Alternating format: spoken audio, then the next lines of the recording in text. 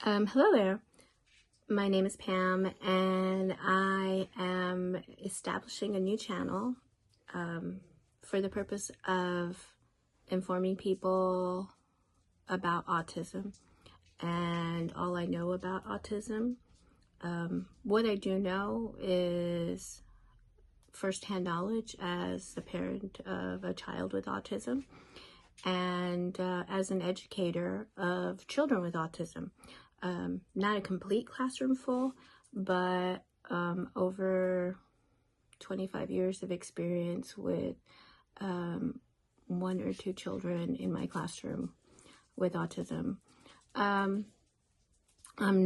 don't consider myself an expert by all means. Every day is a new lesson, but I have, since the time of my son's diagnosis, I have felt that it is extremely important to share what I know with other people to raise awareness, and especially for parents of children who those parents might perhaps not understand completely what is going on with their child, and or maybe you're just looking for a bit more information as far as what their child might be experiencing.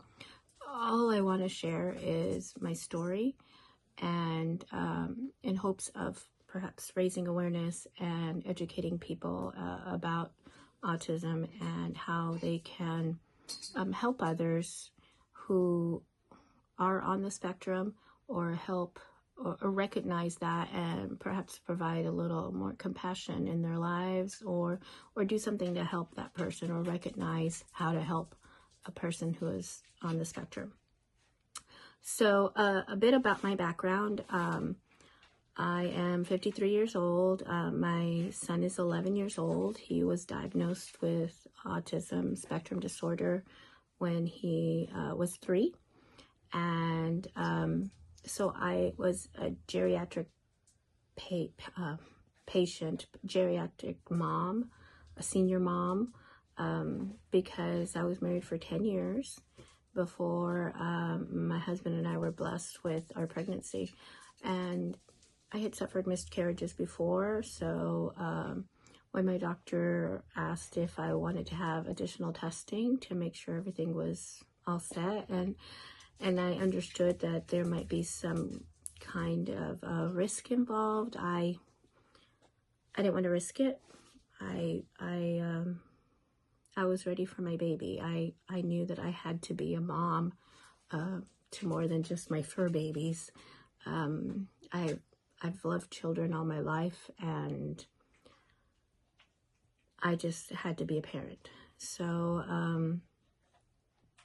it might sound a bit selfish, but I trusted God to bring me the child that I was meant to be with. So that's what he did 11 years ago.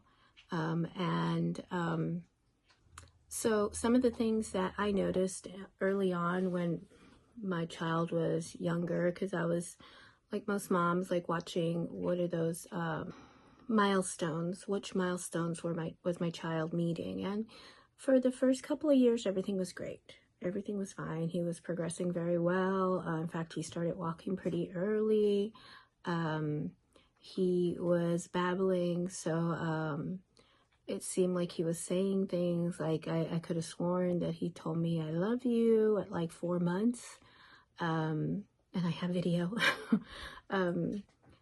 He was saying his first words and all, so everything was going very well. And then about 2.5, we started noticing that certain milestones weren't being met. And he would do things like stare off at the TV screen, and we would call on him and he would not respond. And I was thinking that there was hearing problems. There were times where he would be spinning, and he would move his eyes so that he could look out one end, and he would try and follow his finger, like he was chasing his finger with his vision, and he would spin in circles multiple times. A really big indicator was this the lining up of items. He was always lining up toys. Anything that he had multiple items of. There would seem to be like what I later learned were meltdowns.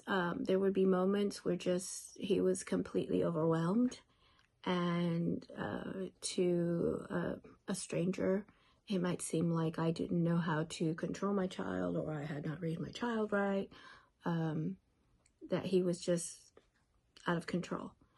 And now I know, and now I realize that he was overstimulated.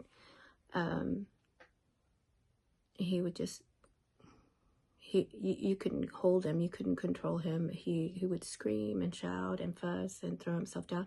It looked like a tantrum to other people, but moments like that. So these were just a few of the things that I observed, and I can't stress that enough to new parents. Like, be vigilant, watch for those milestones every time, every year, every month. What should your child be accomplishing? Because early diagnosis could really help you as far as like getting therapy. My son, turns out, had a very severe speech delay. He could not tell me I love you. After his diagnosis, he couldn't tell me I love you. He couldn't tell me if anything hurt. He couldn't share, directions for anything or anything like that. We had to learn to understand him and how to read him and his needs. When he would be hungry, or understood like when he had gone to the bathroom and all. Another problem we had with him was potty training, and I don't know, some part of me thought that maybe this is a mistake, maybe this autism diagnosis is not accurate, maybe he could defy the odds. Gosh, it was so many things that I wish that he could accomplish. And there's, this to talk about, but so many other things as well. But back to sticking with the milestones, be vigilant.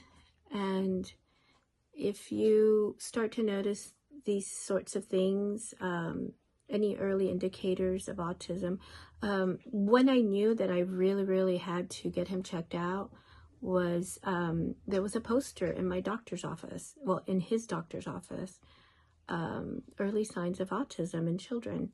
So check those things out. So some of those common symptoms for his early diagnosis, I remember his impulsivity, and I thought perhaps, maybe it's just ADHD, because there was like one time, oh my gosh, almost gave me a heart attack. I'm a heavy woman. I was heavier. I've lost weight because in my mind, I knew like I had to be healthy for my son. I'm an older parent. I need to be healthy for my son. My son is not where he should be developmentally, and so I need to take care of him. So I need to take care of myself to do that. The whole like airplane, like oxygen mask on yourself thing. Anyway, so one of the scary things was that he was a runner. His impulsivity, there was one time where we were at the park and he started running off towards the street. I could not catch him. He must have been about 4 years old, and I could not catch him. I had to call out to strangers, like, could you please catch him? Could you please stop him? And they were able to distract him and sidetrack him, and eventually, like, I was able to, pick him up and take him back to the car. But he has no awareness of dangerous situations, which is one of the scariest things that we picked up on, my husband and I. Another thing was it seemed like he had a very high pain tolerance. Very high pain tolerance. He would bump his head a lot, and probably in frustration. I can't tell you why, but he would hurt himself in different ways, and it didn't even faze him. It didn't even faze him. So when my child was able to start speaking, which was maybe about the age of 4, what we did observe was the repetition of a lot of things that he would hear. For instance, now when he does do this, it's called echolalia. And now when he does do this, he repeats a lot of like cartoon lines. And this is how he communicates.